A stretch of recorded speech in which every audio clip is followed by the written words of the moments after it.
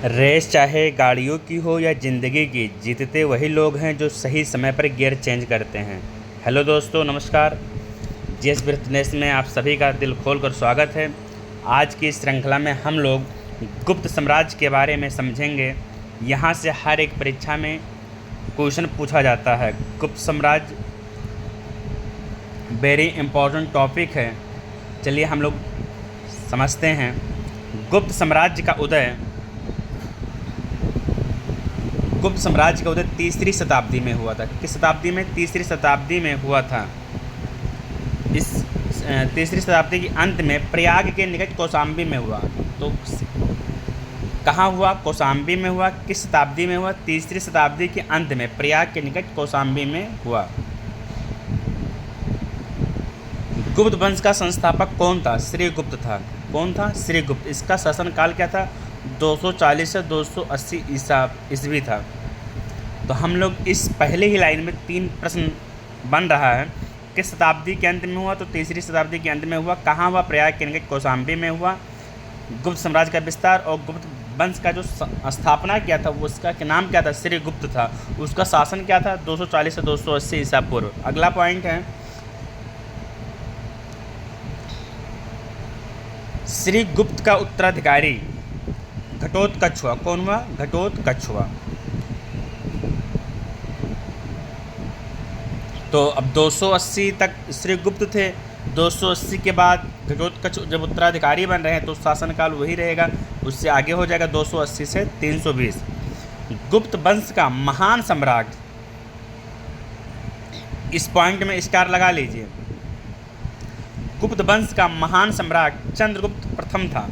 यह 320 ईस्वी में गद्दी पर बैठा। इसने लिच्छव राजकुमारी कुमार देवी से विवाह किया। इसने महाराज धीराज की उपाधि धारण की थी।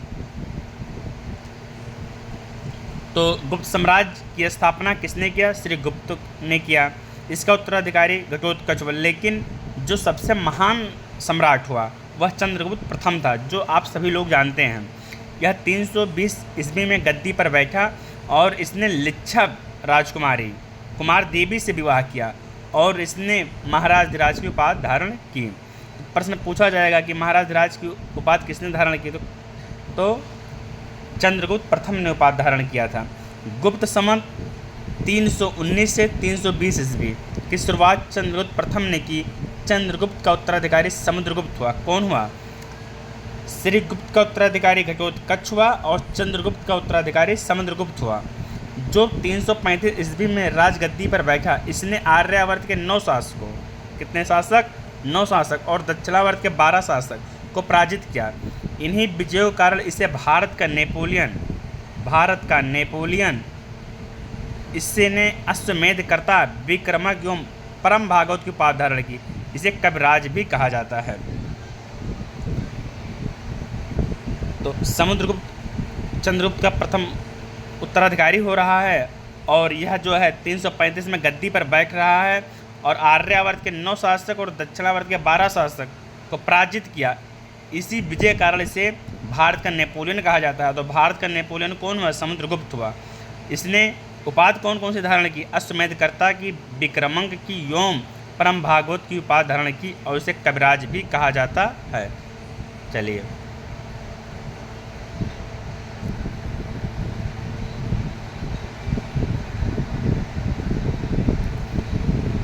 समुद्रगुप्त जो है विष्णु का उपासक था। किसका उपासक था? विष्णु का उपासक था।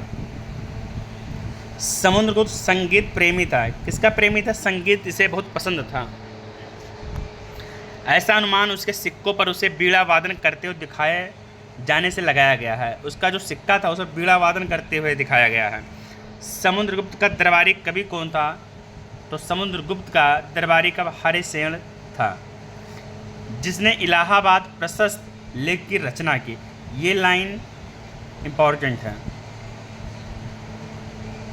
समुद्रगुप्त का दरबारी कवि हरिसेन था।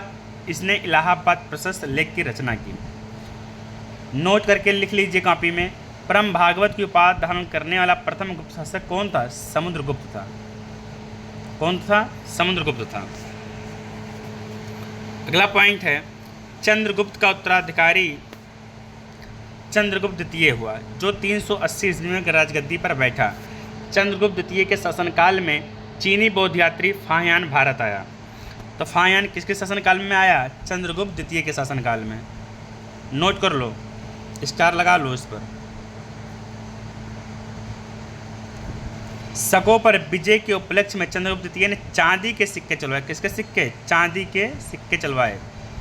साब चंद्रगुप्त द्वितीय को राजकवि था। कौन था? चंद्रगुप्त द्वितीय का राजकवि साब था। चंद्रगुप्त द्वितीय के समय में पाटलिपुत्र एवं उज्जैनी विद्या के प्रमुख केंद्र थे।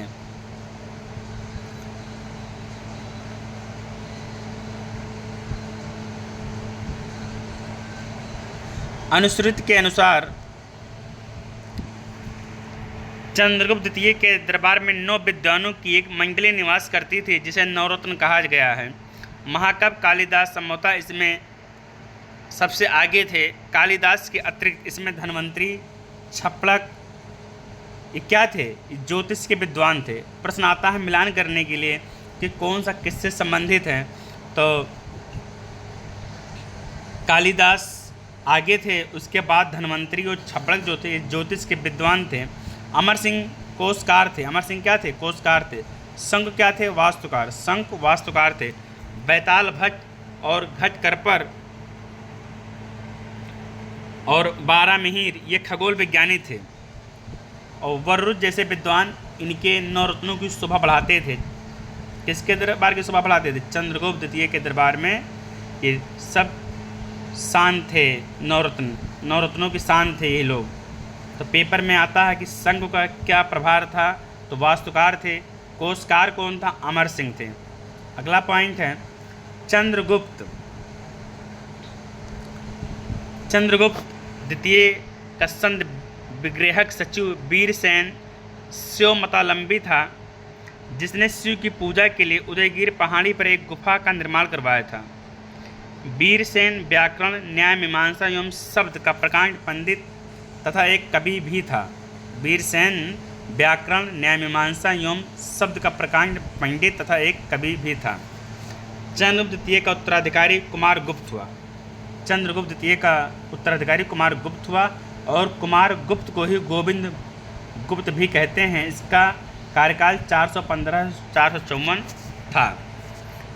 Very very important, one day examination के लिए डायरेक्ट ऐसे पूछ लिया जाता है कि नालंदा विश्वविद्यालय की स्थापना किसने किया था, तो एक लाइन का उत्तर है, बोल दीजिए तुरंत, कुमार गुप्त ने किया था। कौन किया था? कुमार गुप्त ने किया था। अब यहीं पर जो है अगर हम पूछ लें नालंदा विश्वविद्यालय को जलाया किसने था या ध्वस्त किसने किया था, तो इसका उत्तर होगा बख्तियार खिलजी। क्या होगा? बख्तियार खिलजी। और स्थापना कौन कर रहा है? कुमार गुप्त कर रहे हैं। अगला है कुमार गुप्त का उत्तराधिकारी। कुमार गुप्त फर्स्ट का उत्तराधिकारी कौन हुआ? तो स्कंद गुप्त हुआ। कौन हुआ? स्कंद गुप्त। और कुमार गुप्त किसका उत्तराधिकारी था? चंद्रगुप्त द्वितीय का। ऐसे नोट्स बना लीजिएगा कौन किसका उत्तराधिकारी हुआ। तो चंद्रगुप्त द्वितीय का उत्तराधिकारी कुमार गुप्त हुआ, और कुमार गुप्त का उत्तराधिकारी स्कंद गुप्त हुआ। इसका शासनकाल 455-467 था। अगला है स्कंद गुप्त ने गिरनार पर्वत पर स्थित, कौन सा पर्वत है? गिरनार पर्वत। ये भी इम्पोर्टेंट है। सुदर्शन झील का पुनरुद्धार किया। किसका झील का? सुदर्शन झील का।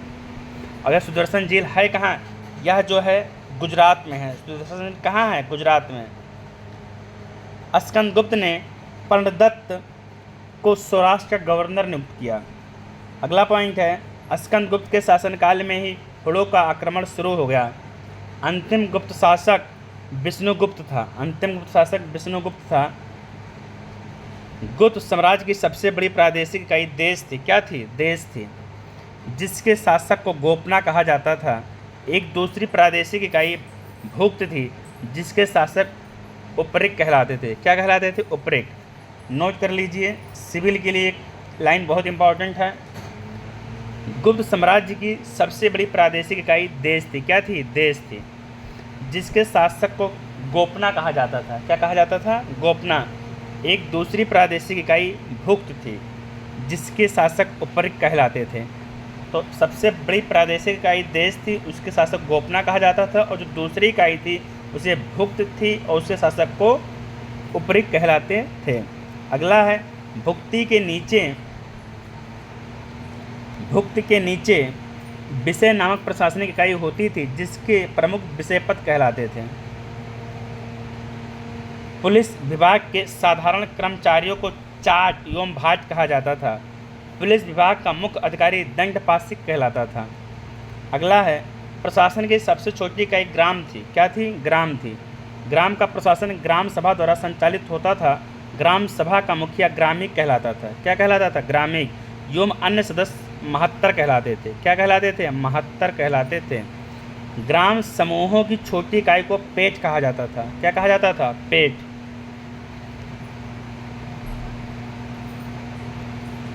गुप्त शासक कुमारगुप्त के दामोदरपुर ताम्रपात में भूमि बिक्री संबंधी अधिकारियों क्रियाकलापों का उल्लेख है। भू राजस्व का कुल उत्पादन 1/4 से 1/6 भाग हुआ करता था। 1/4 से कितना? 1/6 भाग हुआ करता था। गुप्त काल में बलात्श्रम विशिष्ट राज्य के लिए आय का एक स्रोत माना जाता था। इसे जनता द्वारा दिया जाने वाला कर भी माना जाता था। अगला पॉइंट है हमारा, आर्थिक उपयोगिता के आधार पर निम्न प्रकार की भूमि थी। क्षेत्र जो था वो कृषि योग्य भूमि था। वास करने योग्य भूमि। चारागाह भूमि क्या है? पशुओं के चारा योग्य भूमि। नाम से ही कन्फर्म हो रहा है। सिल क्या था? सिल ऐसी भूमि जो जोतने योग्य नहीं होती थी। इंपॉर्टेंट है लाइन। अपहरत क्या कहते थे? अपहरत ऐसी भूमि जो जंगली होती थी। सिंचाई के लिए रहट या घंटी यंत्र का प्रयोग होता था। श्रेणी के प्रधान को ज्येष्ठक कहा जाता था। क्या कहा जाता था? ज्येष्ठक। गुप्त काल में उज्जैन सर्वाधिक व्यापारिक केंद्र था। गुप्त काल में व्यापारिक केंद्र कौन था? उज्जैन किस नदी किनारे स्थित है? क्षिप्रा नदी के किनारे स्थित है। कौन सी नदी किनारे? क्षिप्रा नदी किनारे स्थित है।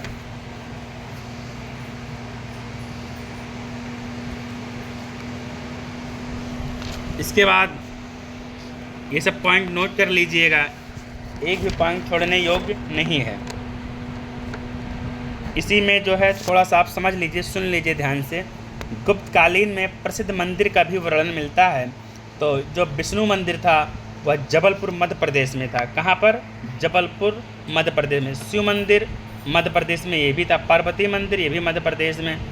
एक पेपर में आता है दशावतार मंदिर, यह देवगढ़ ललितपुर जिला उत्तर प्रदेश में है। तो यूपी स्पेशल के लिए इम्पोर्टेंट है, दशावतार मंदिर कहाँ है? तो उत्तर प्रदेश में है। कहाँ पर है? ललितपुर में है। और एक शिव मंदिर भी है मध्य प्रदेश में, नागौर जिला में है। और एक इम्पोर्टेंट लाइन एक और है, ये जो गुप्त राजाओं की शासकीय भाषा थी वह संस्कृत थी। क्या थी? संस्कृत थी। गुप्त की भाषा कैसी थी? संस्कृत थी।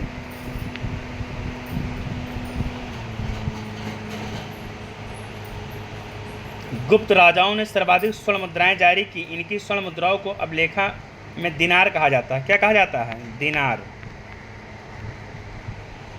कायस्थों का सर्वप्रथम वर्णन याज्ञवल्क्य स्मृति में मिलता है। जात के रूप में कायस्थों का सर्वप्रथम वर्णन औसनम स्मृति मिलता है। किसमें?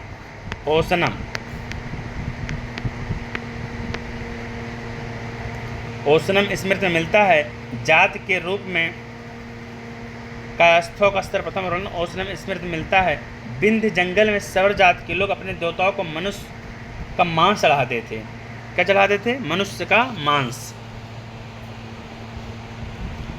तो यह आज का हमारा था गुप्त साम्राज्य। अब हम रोज इसी समय मिलेंगे एक नया टॉपिक लाकर। मिलते हैं फिर कल इसी समय। जय हिंद, जय भारत।